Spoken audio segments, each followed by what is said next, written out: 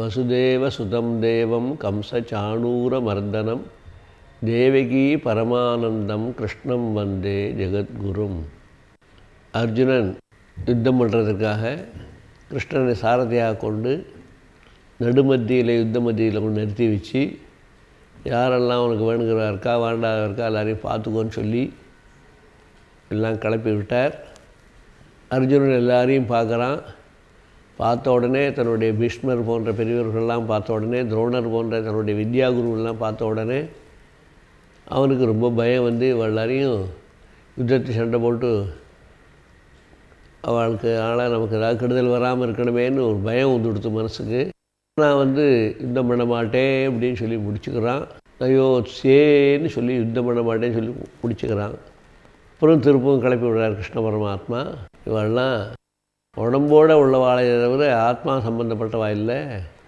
அதனால் ஆத்மா வேறு உடம்பு வேறேன்னு விவேகத்தை பிரித்து அந்த புத்தியை கொடுத்து, எப்படி ஒரு மோட்டாருக்குள்ளே ஸ்பேர் பார்ட்ஸ் எல்லாம் நிறையா இருந்தாலும் முக்கியமான ஸ்பேர் பார்ட்ஸ் இருந்தால் தான் வண்டி ஓடும், இல்லைன்னா ஓடாது. அதுபோல் ஆத்மா இருந்தால் தான் இந்த உடம்பே ஓடும், இல்லைன்னா உடம்பே ஓடாது என்பதெல்லாம் அவருக்கு தெளிவுபடுத்தி, நீ திருப்பி யுத்தம் பண்ணு அப்படின்னு சொன்ன உடனே, சரி நீங்கள் என்ன சொல்லணும் கேட்குறேன், உங்களையே சரணாகதி அடையிறேன்னு சொல்லிவிட்டு சரணாகதி அடைஞ்சிட்டு நீங்கள் சொல்கிறத கேட்குறேங்கிறான். ஒரு பாடு இவர் கிருஷ்ண பரமாத்மா உபதேசம் ஆரம்பித்து, நீ வருத்தப்படாதே, இவ்வளோ பேர் செத்துப்படுறாளே, இவ்வளோ பேரையும் கொண்டு விட்றோமே, அது பாவமோ புண்ணியமோலாம் வருத்தப்படாதே.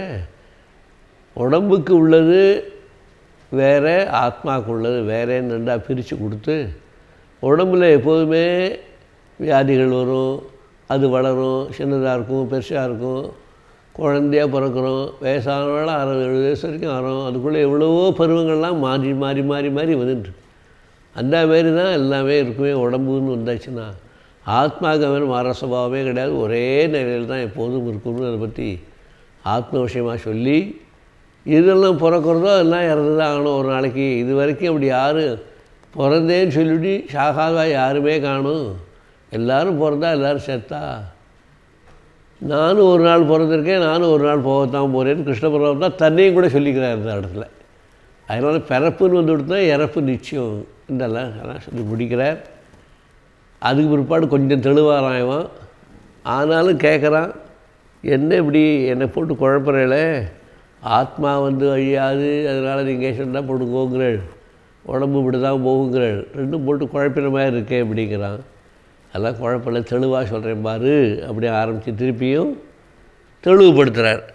சாங்கிய யோகம் ஞான யோகம்னு சொல்லி சாங்கிய யோகம் கர்மயோகம்னு ரெண்டாக பிரித்து, சாங்கிய யோகம்னா சம்யக்கு கியாயதேது சாங்கியம், ஆத்மஸ்வரூபத்திற்கு தெளிவாக சொல்கிறது எதுவோ சாங்கிய யோகம். கர்மயோகம்னா எல்லா வேலையும் செய்யணும், பலத்தை எதிர்பார்க்கக்கூடாது, பலத்தை நம்ம பகவான்கிட்ட கொடுத்துடணும், நமக்குன்னு பலம் வச்சுக்கூடாது எதையுமே அப்படின்னு ரெண்டாக பிரித்து கொடுத்து அந்த உபதேசங்கள்லாம் சொல்லி பார்க்குறேன். அவனுக்கு ஓரளவு தெளிவு வருது. இருந்தாலும் இன்னும் தெளிவு பண்ணுறதுக்காக அவனை நிறையா சொல்கிறார். அசஜீனம் நித்தியஜாதம் நித்தியம் வா மன்னிசே மிருதம் ததாபித்வம் மகாபாகோ நைவம் சோழித்து மருகுது. நீ பிறந்தாச்சு செத்தாங்கன்னு ஒரு நாளைக்கு, அதனால் இதுக்கு போய் வருத்த முடியாது. எந்த உடம்பு வந்தாலும் சிறு குழந்தையிலேருந்து பெரிய உடம்பு முடிகிற வரைக்கும் வியாதிகளோ சங்கடங்களோ உபதிரவங்களோ வரத்தான் வரும். சரீரம்னு கொடுத்துனா சாகு ஒரு நாள் செத்தான் ஆகணும். அதனால் அது மாதிரி ஒன்றும் இருக்க முடியாது. சாகாத வரம் பெற்றவர்கள்ங்கிறது உலகத்தில் யாரும் கிடையாது. ஆனால் சொச்சந்த மரணமாக போகிறதுக்கு வரம் பெற்றவர்கள் நிறைய இருக்கிறார்கள். இப்போ சாவித்திரி இருந்தால் அவளுக்கு அவருடைய கணவனால் மரணம் வரக்கூடிய நிலைமை வந்தது. உடனே தன்னுடைய கற்புனால் யமலோகத்துக்கே போய் யமனே சண்டை போட்டு ஜெயிச்சு அவனுடைய பேரம் பிறக்கிற வரைக்கும் அவன் இருக்கணும்னு சொல்லி வரம் வாங்கிட்டு வந்தா.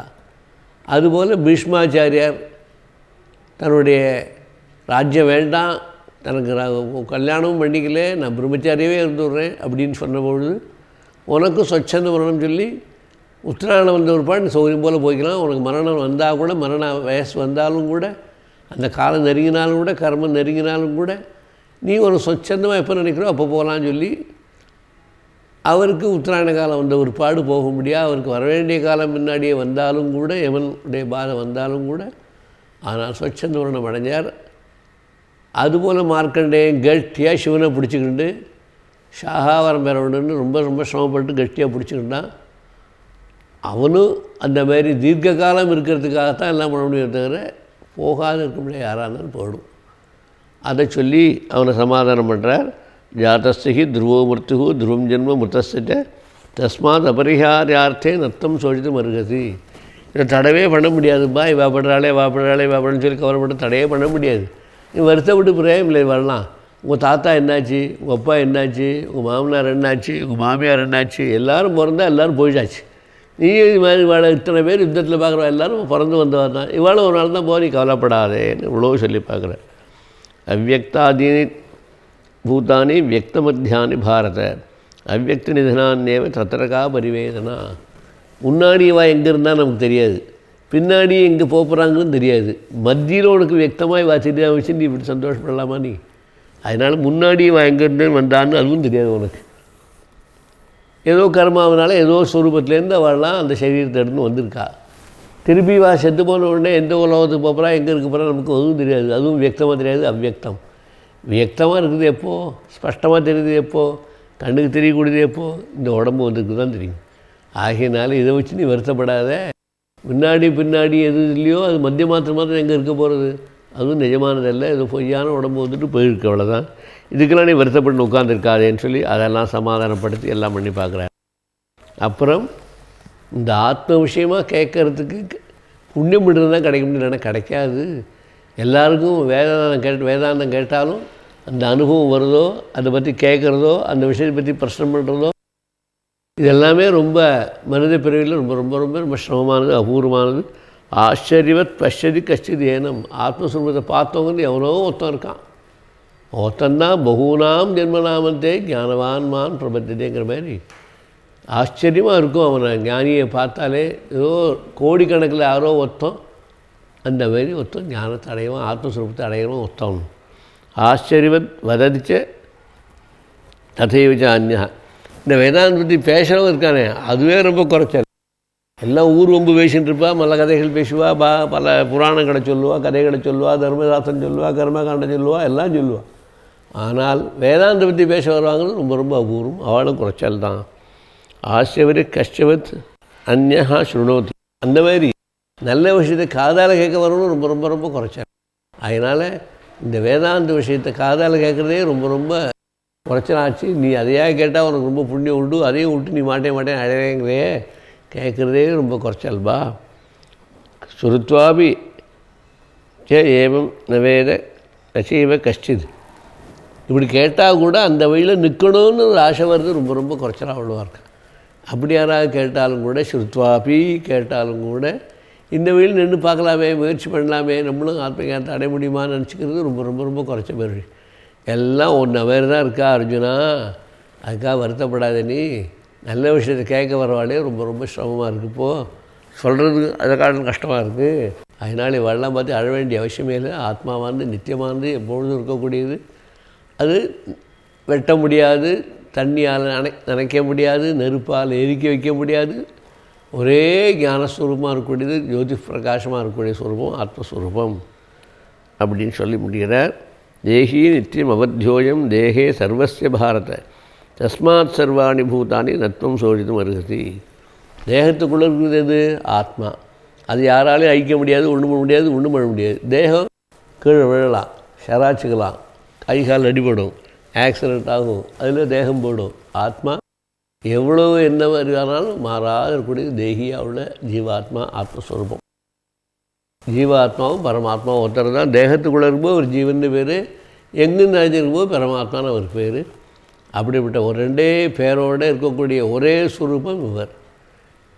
நமக்கே வெளியே போனோம்னா அட்வொகேட்டுமா, ரோட்டரி லைன்ஸில் போனால் ரோட்டரியன் லைன்ஸ் அப்படிமா, வீட்டுக்கு வந்தால் அப்பா அம்மா சொல்லுவார். நம்ம இந்த மாதிரி பல வேஷங்களை நம்ம போட்டுக்கிட்டு ஒருத்தனே 3-4 வேஷத்தையும் வேறையும் போட்டுக்கிறோம், எல்லாம் பண்ணிக்கிற மாதிரி ஆத்மாவும் உடம்புக்குள்ளே இருக்கும்போது ஜீவன் பேர், எங்கேருந்து நிறைஞ்ச சுரூபமாக இருக்கும்போது அவரே ஆத்மாவாகிடுறார். அப்படின்னா ஆத்மஸ்வரூபங்கிறது ஒன்றே தவிர 2 3 கிடையாது அப்படின்னு. ஜீவாத்மானா ஒன்று, பரமாத்மானா ஒன்று, இது பெருசாக இருக்குது, இது சின்னதாக இருக்குன்னா அர்த்தம் கிடையாது. நமக்கு புரிகிறதுக்குள்ள விஷயம் சொல்கிறதுக்காக தேகத்துக்குள்ளே இருக்கார் ஜீவாத்மா, அவர் பரமாத்மா, இவரை காட்டிலும் பெரியவர் சொல்கிறோம்னு அர்த்தமே தவிர அந்த ஜீவனுங்கிற ஸ்வரூபத்தை என்றைக்கு நாம் தெரிஞ்சுன்னுடுறோமோ உண்மையான ஸ்வரூபமாக ஆத்மஸ்வரூபத்தை, அப்போ ஜீவனுக்குள்ள ஜீவத்துவம் படும், பரமாத்மா உள்ள பரமும் படும், ரெண்டும் சேர்ந்து உள்ள ஆத்மா ஒன்றே ஒன்று தான். சோயம் தேவதத்தான் வேதாந்தத்தில் சொல்லுவோம் அடிக்கடி. அதோ ஒரு வீட்டில் இருக்க, அந்த வீட்டு மேலே ஒரு காக்கா உட்காந்துக்குப்பார், அதுதான் தேவதத்தனுடைய வீடு அப்படிமா. சரின்னு அந்த வீடை நினச்சி இங்கேருந்து போவான். போகிறதுக்குள்ளே என்ன ஆகிடும், அந்த காக்கா பறந்து போயிடும், வீடு தான் மிஞ்சும். ஆனால் அந்த வீட்டு மேலே உட்காந்து ஞாபகத்தினால போகிறதுனாலவே அந்த வீட்டை கண்டுபிடிச்சிருவான். அந்தமாரி ஜீவன்கிறது அங்கே தேகத்துக்குள்ளே இருக்கிறது, ஆத்மாங்கள் ஒன்று இருக்குதுன்னு சொல்கிறமே தவிர அந்த இடத்த பார்க்கும்போது அந்த உள்ள அடையாளங்கள்லாம் காக்கா அப்படி பறந்து போனாலும் அதை தெரிஞ்சுக்கிறானோ, அதுபோல் தேகங்கள்லாம் போனாலும் கூட ஆத்மஸ்வரூபத்தை நல்லா பார்க்க முடியும்ங்கிறதுக்காக சொல்லப்பட்ட விஷயம் இது. என்ன சொல்கிறார்? தேஹி நித்தியம் அவத்தியோயம் தேஹே சர்வஸ்ய பாரத தஸ்மாத் சர்வாணி பூதானி தத்துவம் சொல்லி மருகதி ஸ்வதர்ம விசாவேட்ச நவிகம்பதி மருகசி தர்மியாதி யுத்தியாச்சரிய சத்திரியச நவித்தது. ஒரு வர்ண தர்மங்களும் இருக்குது, ஜாதி தர்மம் இருக்குது, எல்லா தர்மமும் இருக்குது. அந்த பிரகாரம் பார்க்கும்போது பார்த்தால் நீ ஒரு நல்ல க்ஷத்திரியன். க்ஷத்திரியன் யுத்தம் பண்ண மாட்டேன்னு சொல்கிறது அவனுடைய தர்மம் அல்ல. ஜெயிச்சா அவனுக்கு சொர்க்கம் கிடைக்கும், வீர சொர்க்கம். ஜெயிச்சாக்க ராஜ்யபாரம் பண்ணுற பலன் கிடைக்கும். தோற்று போனோன்னா வீர சொர்க்கம் கிடைக்கும். ஆக நான் யுத்தம் பண்ண மாட்டேன் பின்னாடி போகிறேங்கிறது யாருக்கும் சரியானதே அல்ல என்று பகவான் தன்னுடைய சுதர்மத்தை ஞாபகப்படுத்தி, நீ யுத்தம் பண்ண வேண்டிய க்ஷத்திரியனுடைய தர்மம், நீ காப்பாற்றினா தான் எல்லாருமே சௌக்கியமாக இருக்க முடியும். நீயே காப்பாற்றலைன்னாக்க இந்த உலகத்தை ஜனங்களாம் என்ன பண்ணுவா, கஷ்டப்படுவா. நம்ம தர்மத்தை காப்பாற்றக்கூடிய க்ஷத்திரியனுடைய தர்மம், அதே காப்பாற்றினாலும் நாமெல்லாம் எப்படி தர்மானுஷ்டானம் பண்ண அப்படின்னு சொல்லி பயந்துட்டு அவவா தர்மானுஷ்டானத்தை விட்ட பாவமும் சேர்ந்து உனக்கு சேரும். அதனால் நீ க்ஷத்திரியனாக இருந்தோண்டு யுத்தம் செய்ய வேண்டிய கடமை உனக்கு, கர்மா உன்னுடைய கர்மா அவனுக்கு. எப்படி நம்மளாம் சந்தியாவனம் பண்ணுறோமோ, சாதங்கள்லாம் பண்ணுறோமோ, அனுஷ்டானங்கள்லாம் பண்ணுறோமோ, சிவபூஜையெல்லாம் பண்ணுறோமோ, அது எப்படி தர்மமோ கர்மமோ, அதுபோல் க்ஷத்திரியனுடைய தர்மத்தில் இத்தனையும் பண்ணிட்டு அதோடு கூட இந்த தர்மத்தை காக்கிறதுக்காகத்தான் க்ஷத்திரிய தர்மமே வச்சுருக்கா. இந்து தர்மம் சனாதன தர்மத்தை காப்பதற்காகத்தான் க்ஷத்திரிய தர்மத்தை ஏற்படுத்தினா, அந்த க்ஷத்திரிய தர்மம் மூலமாக தர்மத்துக்கு விரோதமான சிக்ஷையை கொடுத்து தர்மத்தை வளர்க்கணும். அதுதான் க்ஷத்திரியனுடைய தர்மம். அதனால் இதில் போய் அதர்மமாக சென்ற துரியோதனாதிகளை பார்த்து விட்டு நீ நான் கொல்ல மாட்டேன் இப்படி இருக்குது, அப்போ அதர்மம் வளர ஆரம்பிச்சிடும். அப்படிலாம் வளரக்கூடாது. க்ஷத்திரியனுடைய தர்மமே ஸ்வதர்மம் என்னென்னா யுத்தம் பண்ணுறது தான் தர்மம். யுத்தம் பண்ணுறதுனாக்க நீ ஜெயிச்சுருவியா ஜெயிக்க மாட்டேன்னா கவலைப்படக்கூடாது. ஜெயிச்சா ராஜ்யம், தோத்தா வீர சொர்க்கம். அந்த தீர்மானத்திலேருந்து தைரியமாக யுத்தம் பண்ண வரணுமே தவிர நான் பண்ண மாட்டேன் அழுது கூட பக்கத்தில் வேணும் பார்த்துன்னு உன்னுடைய ஸ்வதர்மம்னு ஆத்மஸ்வரூபமாக நிரூபணம் பண்ணி பார்த்தார். அதுக்கு பிற்பாடு ஸ்வதர்ம ரூபமாகவும் ஞாபகப்படுத்துகிறார் அவனுக்கு. எதிர்ஷாச்ச உபபன்னம் சொர்க்கத்வாரம் உபாவிரதம் ஷேயா க்ஷத்ரியா பார்த்த லபந்தே யுத்த மீதிஷம். இந்த மாதிரி எதிர்ச்சியாக கிடச்சிருக்கு. இந்த வீர சொர்க்கம் கிடைக்க போகிறது நமக்கு இல்லை, இது பூமியெலாம் கிடைக்க போகிறது நமக்கு. தேவதைகள் ரிஷிகள்லாம் உங்கள் யுத்தத்தை பார்க்குறது குமிஞ்சு கிடக்கா. அதனால் உனக்கு எதிர்ச்சியாக கிடைச்ச இந்த சொர்க்கத்வாரத்தை விட்டுறாத நீ. அதாவது நீ ஜெயிச்சாக்கே உனக்கு ராஜ்யம், தோத்தா வீர சொர்க்கம் இருக்கவே இருக்குது. அங்கே தேவதை ரிஷிகள்லாம் பார்த்துட்டுருக்கா, அவங்களுடைய வரவை எதிர்பார்த்துட்டுருக்கா. இல்லை இந்த யுத்தத்தில் செத்து போட்டால் எந்த ராஜாக்கள் போட்டாலோ அவளுக்கு எல்லாருக்குமே வீர சொர்க்கம் கிடைக்க போகிறது, உனக்கு மாத்திரம் இல்லை. யுத்தத்துக்கு வந்தவாளில் எத்தனை ராஜபட்டர்கள் இருக்கிறார்களோ, ராஜாக்கள் இருக்கிறார்களோ, சிற்றரசர்கள் இருக்கிறார்களோ, எல்லாருடைய தர்மமே ராஜ்யத்தை நன்னா வச்சுக்கணுங்கிற தர்மம் தான். அதுக்காக தான் யுத்தத்துக்கே வந்திருக்கோம். இப்போது இதில் யார் தோற்றாலும் சரி, நீ ஜெயித்தாலும் சரி, அவள் தோற்றாலும் சரி, நீ ஜெயித்தாலும், நீங்கள் தோற்றாலும் அவள் ஜெயித்தாலும், இது இருந்தாலும் கூட சாக போகிறா நிறையா போகிறா, அவளுக்கு வீர சொர்க்கம் காத்துக்கிட்டே இருக்குது. அதை நீ தடை பண்ணாத, அதுக்காக யுத்தம் பண்ணு. மற்ற வாழ்க்கை நல்ல சொர்க்கம் கிடச்சி சந்தோஷமாக இருக்கிறதுக்குள்ள வாய்ப்பாக உள்ள அதை விட்டுறாது நீ. அதனால் நீயும் யுத்தம் பண்ணு. நீ யுத்தம் பண்ணால் அத்தனை பேருக்கும் நல்லது கிடைக்கும். நீ யுத்தமே பண்ண மாட்டேன்னா அத்தனை பேர் கெடுதல் தான் கிடைக்கும்.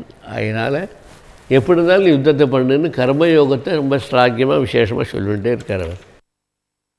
அதை சேர்த்து இமம் தர்மியம் சங்கிராமம் ந கரிஷ்யசி ததா சுதர்மம் கீர்த்திஞ்ச ஹித்வா பாபம் வாப்சசி.